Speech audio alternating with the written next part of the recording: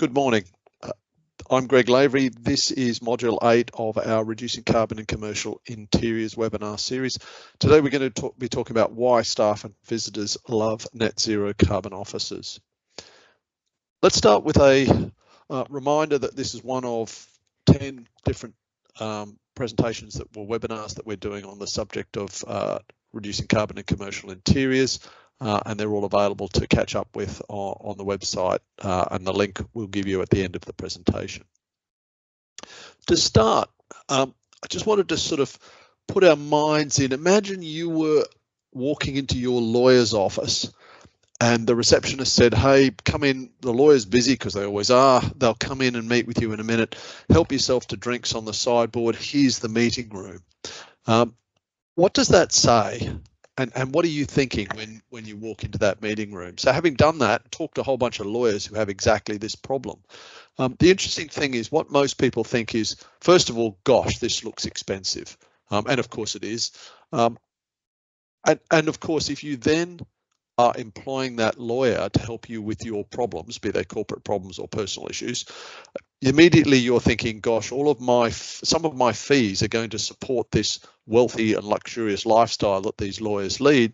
And in fact, the furniture in this office is much better than in this meeting room is better than I can afford in my own office, or my company can afford. So automatically there's a little bit of adversarial thinking there, which is not a great way to start up a relationship. And of course, lawyers really don't want that. They want everyone to be on the same page, and their clients loving what they do. The second thing that this says is, gosh, it's pretty bespoke. There's some really fancy pieces in here that have taken a lot of effort. And you may have noticed that the chairs are leather, which means that a whole lot of cows have died to support this office, which is not a particularly good idea. And of course, also it's very fashion led. And you pretty much the minute this has been designed and implemented, it's out of fashion. So this looks as though it's probably 10, 20 years old, even though at the time it would have been high fashion and extremely expensive, because the third thing you'll note is it's expensive, and it probably, I'd guess, each one of those chairs probably cost over £1,000. The table's probably £15,000. So you all up, you're looking at, what have we got? 2, 4, 6, 8, 16 chairs at over £1,000. That's £16,000, another 15. So that's a £31,000. And if you might have noticed, there's a lot of detailing and artwork in the walls. The carpets look pretty special as well. So all up, this room probably cost over £50,000, which is really expensive. So that's a bunch of impressions that are not particularly good. If we compare that with a project that we did quite recently, what does this sort of meeting room say? And obviously it's a different scale of meeting room, but what we're trying to do is show some immediate differences here. So this is a lot more personable, it's a lot more bright and airy. And what we find is lawyers really like this sort of meeting room, because you look at that table, you go, what is that? Is that some sort of terrazzo? And you look at the chairs, you go, okay, comfortable fabric, whatever. And what tends to happen then is when the lawyer walks in the room, often the person who's been sitting there will go to the lawyer, what is this table? It looks like stone, but it doesn't feel like stone. It's a whole lot warmer than stone. And the lawyer's able to say that, well, actually, it's recycled yogurt pots. There's over 1,000 post-consumer waste yogurt pots gone into making this top. We think it's pretty important to look after the environment. And then, of course, the chairs have got recycled fabric on them and their second life, and the frame, that the lawyer may choose to tell the story that was in, for example, Marks and Spencer's old offices in Paddington Basin, which is where it did come from. So what you've got then is a whole story there of this furniture being super sustainable and therefore not as expensive as the previous office that we saw, but having a whole lot of story and provenance to it. The most important thing about that exchange, as our clients are telling us, is that it aligns values of the visitor, who could be a potential new recruit, it could be a potential customer, it could be a supplier. It aligns the values of the company that you're visiting, in this case a law firm, with the visitor, because everyone wants to reduce environmental damage and do good things. That then creates a completely different relationship from that adversarial relationship that we're starting to establish just due to the furnishings in that room, in that first grand luxurious meeting room.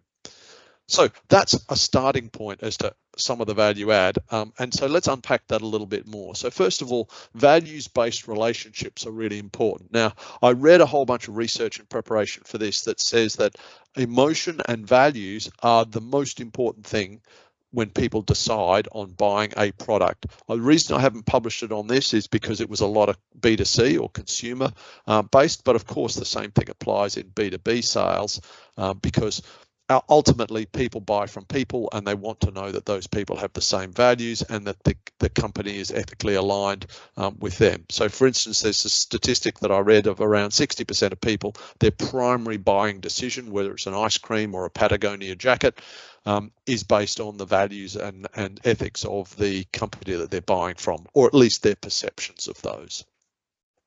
So who cares about values? Well, customers consume, are concerned about values, and in the case of customers, when we're talking about net zero, you as a supplier to that customer are part of their scope 3 footprint, which they've then committed, or many of large customers have committed to reduce to net zero by 2050, often with a 50 or 60% target by 2030. So you are saying immediately, hey, look, we're on board with your emissions reduction target because we're already doing this because we've got a net zero carbon office.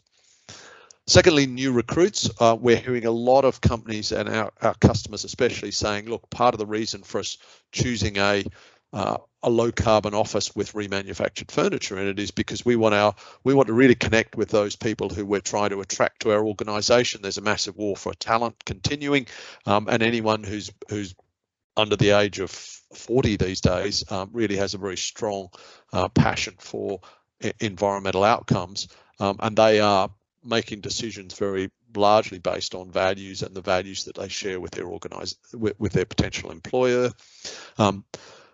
Staff, obviously there's a morale issue, so moving into an office that's full of dead cows, and by that I mean leather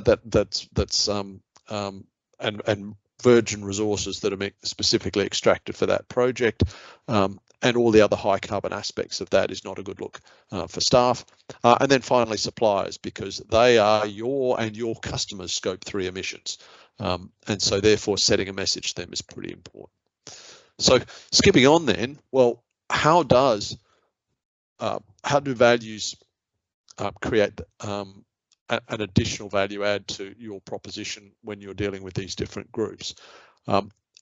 So in 3 different ways. So firstly, your values echo your purpose. And I found this really, really great quote a little while ago that whilst a mission statement explains the purpose of your company, the values serve as the moral compass for how you meet that purpose. So it's all right saying, hey, look, we as a company are very concerned about, let's say, the origins of coffee and making sure that coffee farmers are properly cared for. Then that's a social and environmental set of purposes, then making sure that those are reflected in how you go about doing your business, for instance, how you buy from coffee farmers and that process, for instance, those values drive how you execute on that purpose. Secondly, values foster loyalty.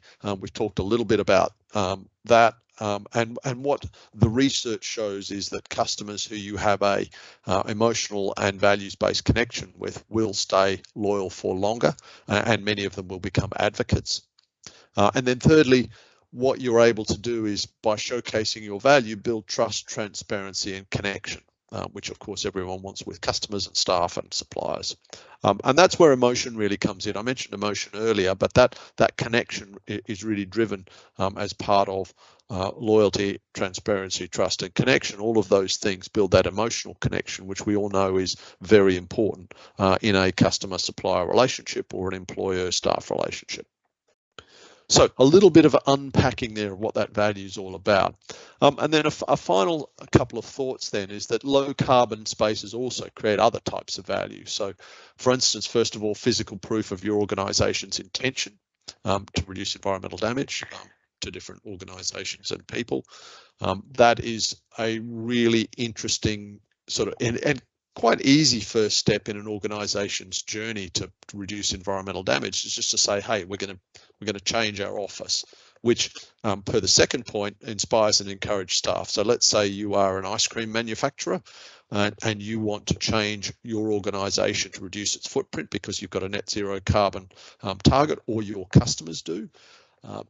Then actually taking an office and changing that space to be low carbon will not only save you money, but it will also reduce your emissions, waste, etc. More importantly, it sets a precedent for staff and says, hey, look, what we're trying to do is reduce our emissions here. So in our manufacturing operations, which may have a much larger footprint, we've made a start here, and we encourage you as staff in your day-to-day activities to continue this drive to reduce our carbon emissions through your day-to-day work, which may be procuring vans or procuring ice cream raw materials. That sends a message to those staff to continue that good work. And then finally, it also sets an example for suppliers to follow, because your suppliers are part of your scope 3 emissions, therefore encouraging them in the strongest terms to reduce their emissions by saying, hey, you've just come into our office, we are low carbon in our office, why don't you do the same thing for your office, and then roll that out to the rest of your operations as we are as well.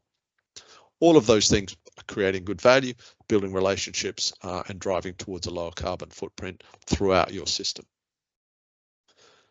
So that's pretty much the introduction that we wanted to give to the topic. A couple of sort of really thought-provoking points there that are intentionally designed as a basis for conversation going forwards, which we'll do. But before we do that, just a reminder that this is number 8 out of 10 different sessions. There's 2 more organised for May to close out the 10 session agenda. And you can catch up at ripeoffice.com/academy, where we've been mounting all the videos for the 7 to date, and we'll add this one in the next couple of days. So I'll end there and we'll turn over to questions.